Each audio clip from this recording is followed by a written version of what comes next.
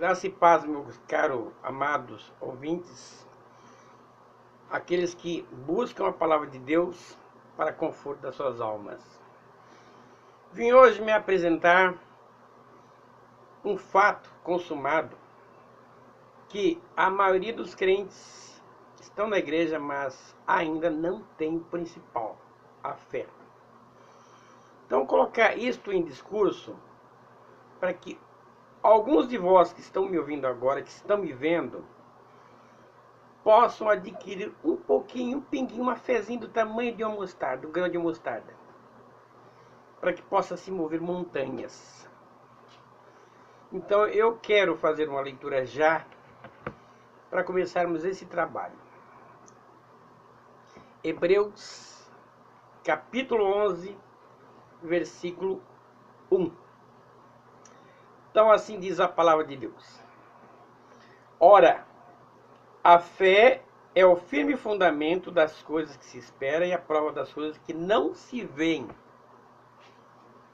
Para você que não entendeu essa palavra, vamos dizer, vou traduzi-la, né? Fazer uma linguagem mais fácil. Fé é o firme fundamento das coisas que ainda não são como se fossem. Ou seja, a tua fé determina que aquilo que você deseja na tua vida já aconteceu pela graça e a ordem do Senhor Jesus. Deus ordenou, determinou pela tua palavra, isto vai acontecer. Então, você está numa situação difícil. Você está numa situação em que você está querendo até o suicídio. Porque chegou a um ponto que você acredita que não dá mais para suportar. Não sei se o problema é de doença, enfermidade, crise, desemprego, problema na família. Eu sei que o mal desencadeia o outro e as coisas vão acontecendo, que a coisa fica num sistema insuportável. Se você ainda, que está me vendo agora, ainda não pertence ao trabalho da igreja, ou seja, você não é um crente ainda, depois dessa pregação, eu creio que você vai aceitar Jesus, a graça de Jesus na sua vida, e na igreja você vai congregar, porque ir para a igreja é uma coisa que eu digo para você, é um alimento espiritual que você pega todos os dias. Porque falar, não, mas eu conheço a Bíblia, eu estudo a Bíblia e eu oro em casa. Não. A palavra de Deus, ela está no meio do seu povo. Onde houver 2 ou 3, lá estará Deus, lá estará Jesus. Então, quando se congrega num local e todos ouvem a palavra, a mensagem, quando a mensagem fala com você, comigo, com você, ela sempre se fará nítida e você saberá que a mensagem é para você. Então, o fato de ir para a igreja é presenciar o Espírito Santo, fazer as coisas dentro da igreja, você trazer um testemunho. Então, porque alguns podem dizer, mas o templo do Espírito Santo sou eu. Ou seja, você é o templo de Jesus, então você não precisa ir para um lugar assim, cheio de paredes, um monte de gente, você não precisa? Não, você precisa, porque o alimento está lá. Não adianta você ficar dentro de casa, orando e discursando, lendo e não entendendo. Porque as demais coisas que a gente consegue fazer na leitura aqui, às vezes alguém tem um entendimento superior, né? Eu, por exemplo, trago as minhas experiências de muito tempo que sou crente para o público, para que saibam que Deus está presente na vida daquele que aceita a palavra, que aceita o Novo Testamento da sua vida. Ou seja, Jesus já fez o testamento para você, mas é necessário você assinar embaixo. Então, Jesus já te deu uma herança lá no céu. Aquela herança já está postulada aqui, ó, na palavra. Só basta a sua assinatura, que Jesus já assinou. Agora só falta você. para um documento ter valor, precisa que os dois assinem, os dois concordem.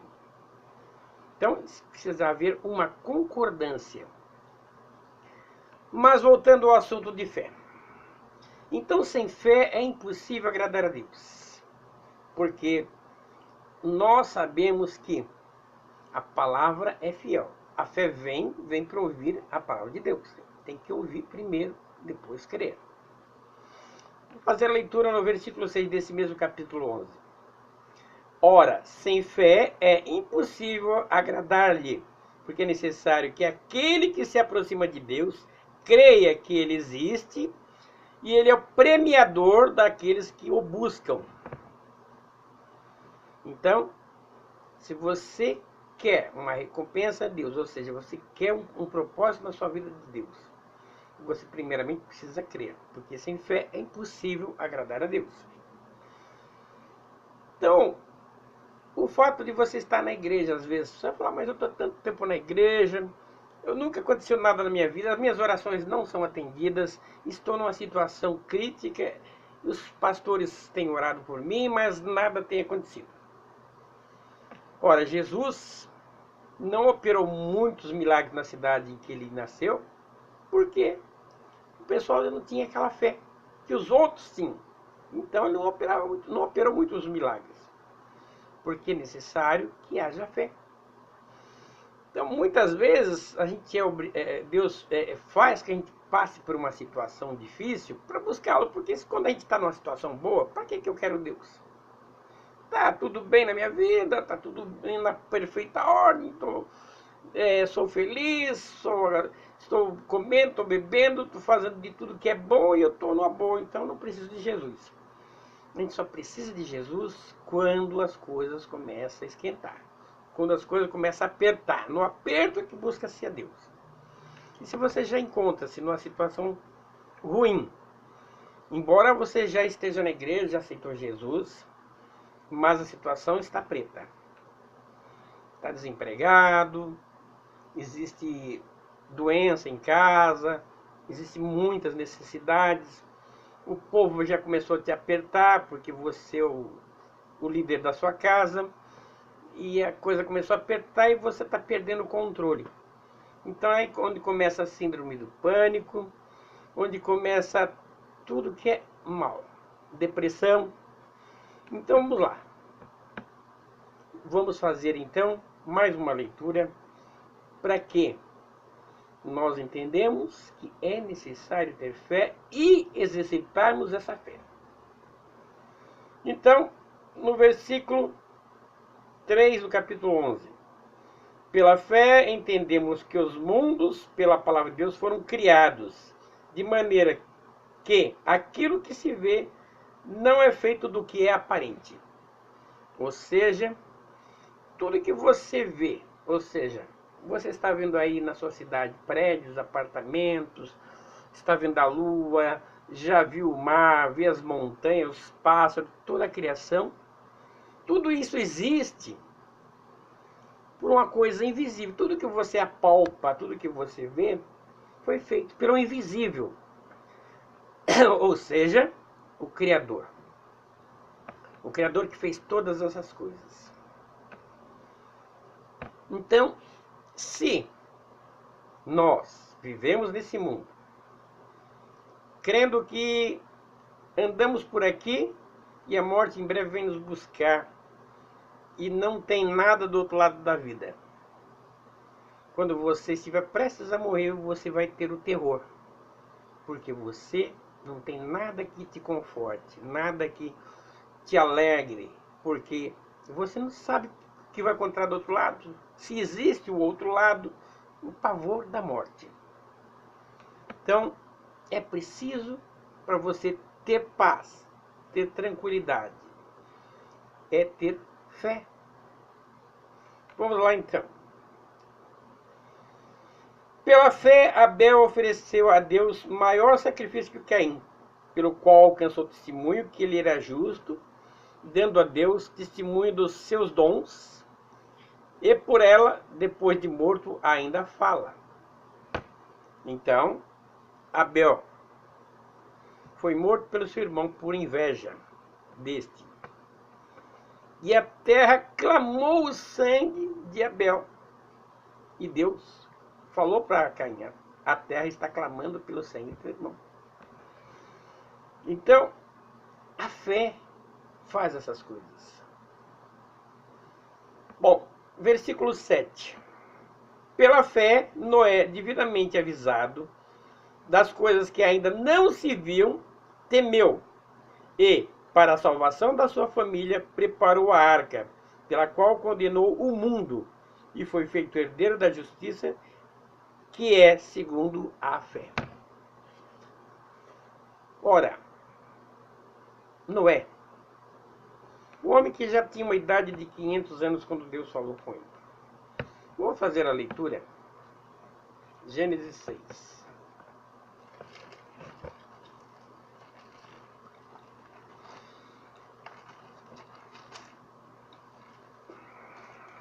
Muito bem.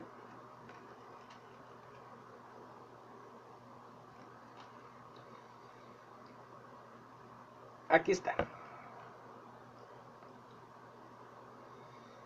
E viu o Senhor que a maldade do homem se multiplicara sobre a terra, e que toda a imaginação dos seus pensamentos e do seu coração era má continuamente. Então arrependeu-se o Senhor de haver feito o homem sobre a terra, e pesou-lhe o coração. E disse o Senhor: destruirei sobre a face da terra o homem que criei, desde o homem até o animal, até o réptil e até a ave do céu, porque me arrependo de tê-los feito. Noé, porém, achou graças ao óleo do Senhor. Então, Noé foi avisado que Deus destruiria toda a carne da face da terra. E para ele era necessário que ele construísse uma grande arca para abrigar não só ele e os familiares, mas também todos os animais escolhidos por Deus da face da terra. Então, Noé, divinamente avisado, creu e começou a montar uma arca enorme, no seco, onde as pessoas olhavam para ele, davam risada, falavam: louco, olha esse louco fazendo um gigantesco navio numa terra seca. E Noé apregou, não deixou de avisar, mas ninguém creu, somente Noé. Então ele condenou o mundo, porque se ele creu e fez a arca, ele salvou-se, e o mundo foi condenado por causa disso. Então, Noé creu, e quando ele creu, ele condenou o mundo, porque pela fé ele creu que todas essas coisas haviam de acontecer. Agora, os fundamentos da fé são todos espirituais. Quando eu falo assim, aquilo que você vê e apalpa foi feito pelo invisível, ou seja, pelo Criador invisível. Então, o que nós podemos dizer? Que nós, os que estamos vivos, que nós apalpamos nós mesmos, nós vemos tudo que é palpável. A gente vê todas as coisas acontecendo. A ciência avançar de um patamar muito grande. Porque quem diria lá no tempo de Noé, ou tempos depois, diria que uma imagem estaria dentro de uma televisão, que o homem podia estar na Lua, conquistar planetas, né? Então, houve uma evolução. Mas, se alguém voltasse ao passado e contasse para ele, isso que é mentira, você é louco, é doido. Então, nós que somos espirituais vemos coisas futuras, coisas que ainda hão de acontecer, como está no livro de Apocalipse. Mas, se nós não conseguimos discernir nem o minuto seguinte, não conseguimos discernir nem o minuto seguinte. Eu não sei o que vai acontecer comigo daqui a 5 minutos. Como poderia eu crer se alguém chegasse para mim e falar: daqui 1 hora você vai morrer? Né? Então, é necessário haver fé. Ou vá numa lotérica amanhã que você vai ganhar a Mega Sena. Então, primeiramente precisa ter fé. Se alguém chegar para você, olha, vá amanhã, vai na lotérica, joga esses números aqui, que você vai ganhar a Mega Sena sozinho. Aí você pega aqueles números, anota, e aí falou, esse cara é doido, deixa eu lá, não teve um pingo de fé. Não jogou. Vai lá, confia no que deu os números aí. Então, é necessário haver fé. Agora, engraçado que as pessoas têm mais fé naquilo que não deveria ter fé, né? Crer em imagens, né? Santo disso, santo daquilo, e não tem um pingo de fé. Mas vou terminar esse primeiro capítulo agora, nesse momento, para dar começo em outro, para confirmarmos tudo que eu já falei num próximo capítulo.